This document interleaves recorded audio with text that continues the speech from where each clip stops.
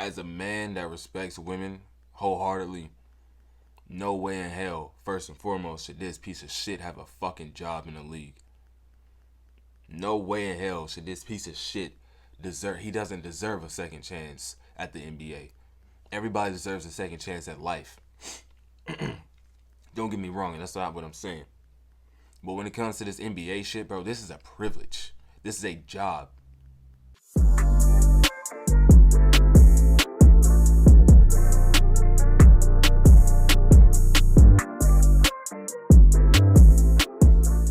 Well, there you have it. Paul George has officially landed a 4-year, $212 million max contract to join the Philadelphia 76ers. I set an alarm for 4:15. It's currently 4:30 in the morning. Just in case something like this happened. Thank God I did, because I was right. Paul George, the biggest name, the biggest piece to be moved in free agency this year, has the first official domino has fallen as far as that goes. Next up is Klay Thompson. Who knows where he'll end up. Orlando is speculated to talk to Orlando. The Lakers as well, obviously.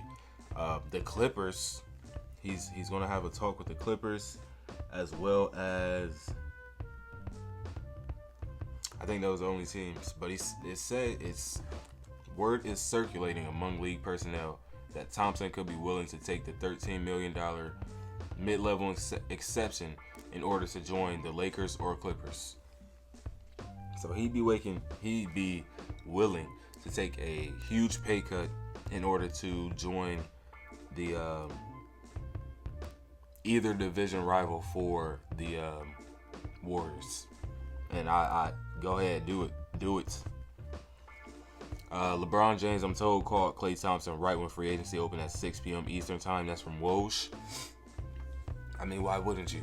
You got to go out there and try to make some moves, bro. You know he's unhappy. He feels disrespected about the contract that was offered to him after giving them 13 years of his life.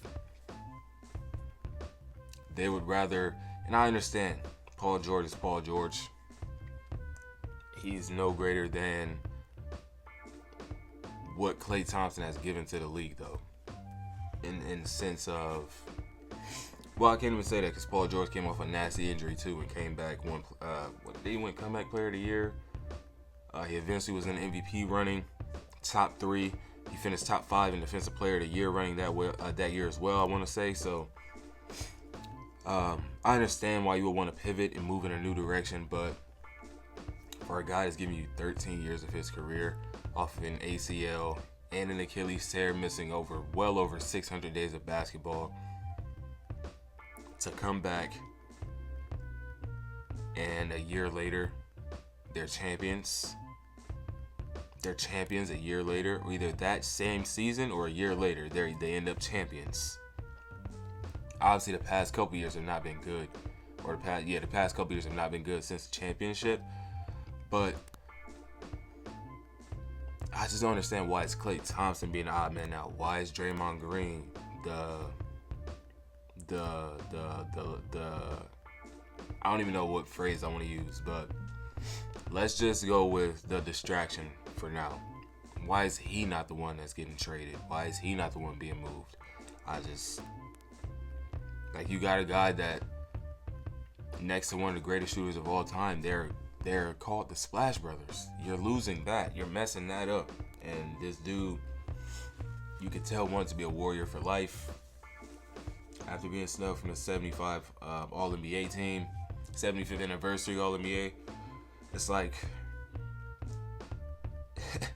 ever since, bro, he can't catch a break. Well, first the injuries in the finals, then being snubbed, then initially when the contracts was talked about a couple years ago, this has been in the workings for a long time, bro. I just hate that it has to happen this way. I think they're mishandling this, honestly, because he's just gonna walk. Well, no, they're working on sign and trade, but if you're gonna sign him in the first place, just keep him. Because one, obviously you're not getting Paul George anymore. He's gone to the Sixers. So your best option would be to keep him at this point. But I don't even know if he'll want to come back because of how y'all have been mishandling this whole situation. It's just crazy to me, bro. It's honestly crazy. We got a couple more free agency things that I'm going to touch on before I go back to bed. Free agent Royce O'Neal intends to sign a 4-year, $44 million deal to return to Phoenix. OKC declined team options on Isaiah Joe and Aaron Wiggins, clearing the way for them to work on long-term deals with those guys in July. So just trying to keep our core intact. We're all still young. Just grow together and see what we can't make happen. That's their thoughts on that. The Hawks did not offer a qualifying offer to Sadiq Bey, making him an unrestricted free agent. Cam Reddish picked up his $2.5 million player option alongside of Torrey Craig. Is going back to the Bulls. Cam Reddish coming back to the Lakers. $2.8 million for Torrey Craig. The Memphis Grizzlies declined Luke Kennard's $14 million option, but both sides are trying to work out a new deal. So you definitely don't want to lose a career 44% shooter for nothing. Rich Paul of Clutch Sports told ESPN that LeBron James has officially opted out and will work with LA on his next deal if it means adding an impact player. He is prioritizing a roster improvement. He's been adamant about exuding all efforts to improve the roster. So he's trying to bring. It was reports that he was trying to bring in either James Harden, Klay Thompson, or Jonas Valanciunas. Two of those guys are off the board, and Jonas and James Harden, because Harden re-signed with the Clippers on a 2-year, $70 million deal. The second year is a player or team option, and then Jonas Valanciunas signed a 3-year, $33 million deal, something like that, with the Wizards. Signed with the Wizards. So the best that they could get would be Klay Thompson on that mid-level exception. And if he takes that, bro, it's revenge tour for him on the Warriors, bro. They played 4 times. Rashawn Holmes declined his player option, but is working on getting a new deal. Bo goes back to the Phoenix Suns on a 1-year deal. Patrick Williams intends to sign a 5-year, $90 million deal to return to the Chicago Bulls. Not overpaid by any means, so that's good value if you ask me. DeAndre Jordan intends to re-sign to Denver Nuggets on a 1-year deal. What else we got? Oh yeah, this one blew me. I was so confused. Chicago Bulls have been trying to offload Zach LaVine by attaching a first-round pick to him, but so far, no teams have shown interest, per Bobby Marks. There is no market for Zach LaVine. They are trying to give him away and attach a first-round pick. I've been told that by multiple people.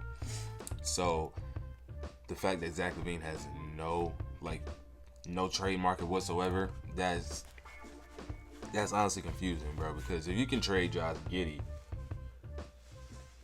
you know what I mean? He has no value, not even with the first round pick. They're trying to give you a first round pick to take on this man's contract. Y'all we'll pass. Nobody was even going to take a chance on Zach LaVine. This is crazy to me, bro. He is not by any means washed, damaged goods. Zach LaVine can still be a valuable asset to any contending team in this league right now. He goes to Denver, they're the favorites to win a championship, mark my words, or at least to come out the West. Obi Toppin intends to sign a 4-year, $60 million contract to stay with the Pacers. That's good because he was going to go to the Warriors or somewhere out west, so keep him for sure. And this is I wanted to touch back on that Klay Thompson thing, man.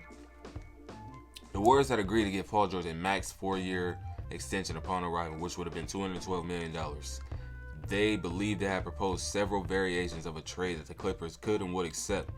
Stephen Curry and Draymond Green were 100% on board. George gave strong indications he wanted to join the Warriors, but the Clippers never agreed to any version of the trade, and now George is a free agent essentially beyond the Warriors' reach. So what that means is the Warriors were ready to let Klay Thompson, as they are, no longer be in that uniform to go out there and get a Paul George. Instead of, and I get it, bro. You gotta be progressive. You can't hold on to the past for. You can only hold on to the past for so long. you can't let it mold you. You can only let, you want to let it mold you, but you can't let it take you over your past. So I understand when to move on and go get Paul George, but damn, the fact that Steph and Draymond were 100% on board with this, and the fact that they gave a few different trade variations and the Clippers denied them all. So now the Clippers are losing Paul George for nothing. The Warriors are almost, well, no, because they may be working on the sign and trade, but you're not getting the guy that you wanted. So you're losing out on one of your, staples of your core for the last 12, 13 seasons for nothing at this point. And it just sucks, man. It really sucks. One of the offers that the Warriors threw out there for for Paul George, it was Chris Paul, Andrew Wiggins, Jonathan Kuminga, Moses Moody, and a first-round pick. They said no to 4 players in a pick. I mean, what do you want me to do? What you want me to do? Max Christie is going back to the Lakers on a 4-year, $32 million deal. I guess let's see what he's made of. That's a deal or a move you either make to plan on trading him in a regular season, or that's a move that you're looking towards the future. Finally, like, okay, this guy is solid. We can keep him alongside of Bronny James and build something there. The first Woj bomb of the day yesterday, though, was a lame one, and we didn't get any Woj bombs yesterday outside of this Paul George one when I was just asleep. We didn't get anything. Luke Cornett agreed on a 1-year deal to go back to Boston Celtics. That came out right at 6 o'clock. I was like, what is this? Kevin Love is going back to the Miami Heat on a 2-year, $8 million plus deal. Klay Thompson has discussions with the Mavericks, Lakers, Clippers, and 76. So it's the Mavericks in there. Russell Westbrook, after picking up his deal or signing a new deal, the Clippers are working on finding a trade partner and that works for both sides. And it's believed that Russell Westbrook has played his last game in a Clippers uniform, which I hate. I thought he was great for them. The energy that he brought, the intensity that he brought, obviously, the professionalism that he brings to a team. Russell Westbrook is just a great, great leader, bro, and I would love to see him on a competing team, actually, striving for a championship, bro. Russell Westbrook's one of my favorite players ever. If you know my story about why I'm a Thunder fan, it's because of him and Kevin Durant, man. So I would never. Russ is my guy. You know what I mean? Free agent Andre Drummond signed a 2-year, $10+ million deal with the Philadelphia 76ers. We'll get back to that one. KCP left Denver to sign with the Orlando Magic on a 3-year, $66 million deal. Get your money, baby. Get your money. The third year is a player option, however. But still, 22 M's, 44 M's guaranteed for 2 years, bro. KCP got his money. He got his 2 championships, and now he got his money. The Pistons plan to sign Kane Cunningham to a 5-year, $226 million maximum rookie extension. So lock your guy up. Although the team's future does not look promising, you do have a promising young guy that you can start with and build from there. Eric Gordon also agreed to sign a deal with the Philadelphia 76ers. So you got Paul George, Eric Gordon, Andre Drummond, and then they were also able to retain Kelly Oubre. Kelly Oubre's deal is a pretty friendly one. He has agreed on a 2-year, $16.3 million deal with a player option on the second season. So that's a very friendly deal, if you ask me. Able to bring him in for just over $8 million. You love that. Then Chris Paul signed with the San Antonio Spurs, bro. That one was huge. I love this signing for them, bro. Chris Paul had a great talk with Spurs coach Greg Popovich and was sold on the culture and opportunity to help elevate the game of Victor Wembanyama. CP's eager and motivated to showcase he's still an elite guard in this league.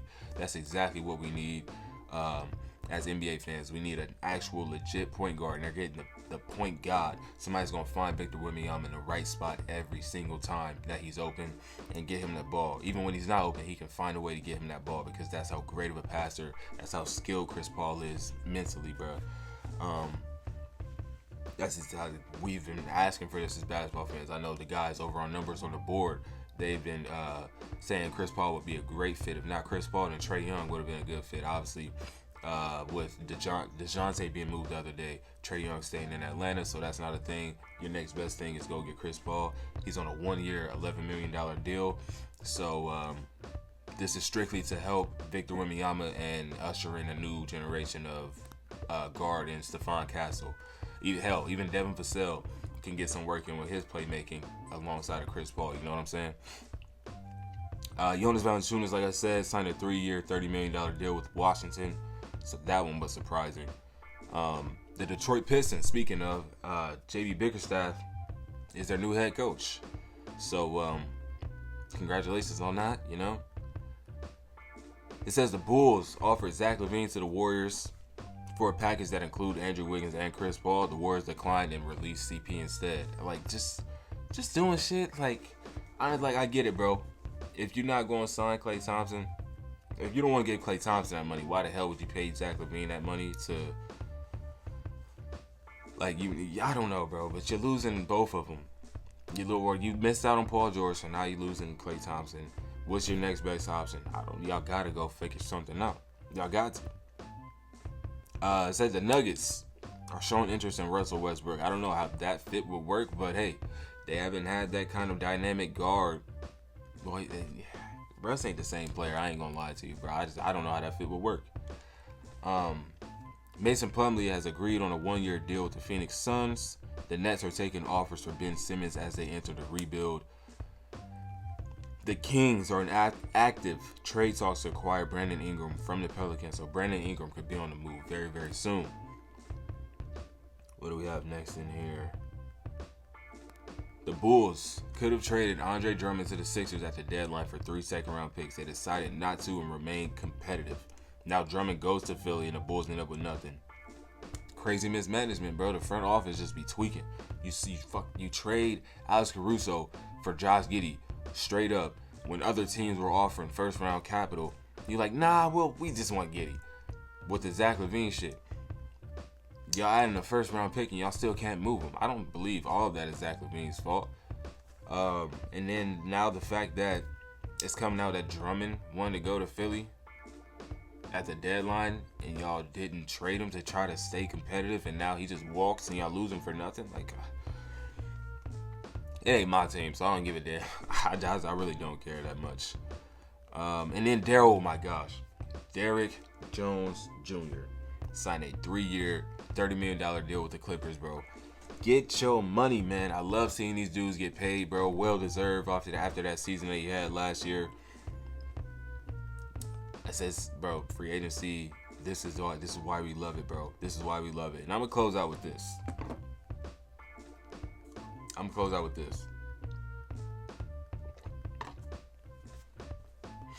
Kevin Porter Jr. has agreed to a 2-year deal with the Los Angeles Clippers, including a player option. It says after 6 weeks of strong play in Greece, in April and May, Porter had multiple NBA suitors and chose the Clippers. Porter previously reached a plea agreement of a third-degree reckless assault misdemeanor in January. He is in the process of completing a court-ordered program, and once completed, his plea will move to not guilty with no criminal record. I don't really know how the justice system works, so, you know, as far as getting your record clear, I don't really know how that goes, but as a man that respects women wholeheartedly, no way in hell, first and foremost, should this piece of shit have a fucking job in the league. No way in hell should this piece of shit he doesn't deserve a second chance at the NBA. Everybody deserves a second chance at life. Don't get me wrong, and that's not what I'm saying. But when it comes to this NBA shit, bro, this is a privilege. This is a job. This ain't just because you can hoop don't mean that you should be allowed to. This is a job. Y'all paying him millions of dollars to be on y'all's team to play basketball when he's a known woman abuser. We have to stop rewarding these fucking weirdos, bro. Him and Miles Bridges did not and do not deserve a second chance in the league. At all. You see the no tolerance shit that they did with Jonte Porter? He's banned for life. He's banned for life, and all he did was bet on himself. It's not like he was betting on. I mean, he was intentionally blowing it by. He was intentionally selling, so that's kind of fucked up. But he's betting on himself. He's out here beating women. Did y'all, bro? That woman was, bro. Y'all would have seen them pictures, bro. Like, come on, fam. We gotta stop rewarding these fucking weirdos, bro. He does not deserve a job. He should not be in the NBA, bro. Him and Miles Bridges, get them the fuck out the league, bro. Them niggas do not deserve jobs. Any nigga that raises his hand to a woman like that, bro, you a bitch. And I mean that. Y'all know I don't even talk like that on this channel, bro. But I'm honestly heated about that, bro. No way in hell this nigga deserves a job, bro. Not no NBA. You better go clean some fucking toilets. I'm gonna leave it with that, bro. That's not how I wanted to end it, bro, but whatever. I'll catch you on the next one. Paul George, the first domino, the first and maybe only major domino outside of Klay Thompson has fallen. So, yeah. Let me regather myself, calm down, and I'm gonna edit this, post it, and I'm going back to bed. It is almost 5. I don't have to be at work till 9, so yeah. I'll catch you on the next one. Appreciate y'all tuning in. Subscribe if you're new. Peace.